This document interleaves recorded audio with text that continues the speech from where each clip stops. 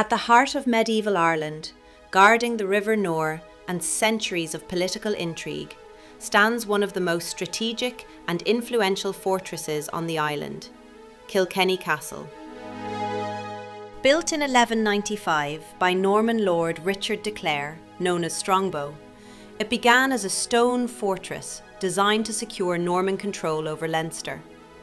The castle's position, overlooking a narrow river crossing, gave it an enormous tactical advantage, allowing its owners to dominate trade and power in the region.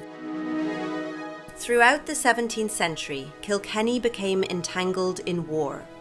During the Irish Confederate Wars, the castle was attacked and later surrendered to Cromwellian forces in 1650.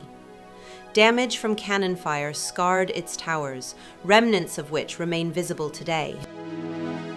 Today, the castle grounds are more than history. Beside its walls stands the Kilkenny Castle Playground, one of the most beloved family attractions in the city, a modern space built in the shadow of medieval stone.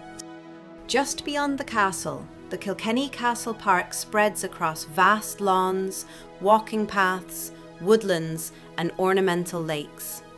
Locals picnic here, runners cross its trails, and visitors wander through landscapes once reserved for Ireland's aristocracy. During the 20th century, maintaining the estate became too costly. In 1967, the 6th Marquess of Ormond sold the castle to the people of Ireland for only £50. Nearby stands Maudlin Castle, a 16th century tower house once linked to a medieval leper hospital. Its presence completes Kilkenny's landscape of medieval heritage, showing how the city's story extended beyond noble walls.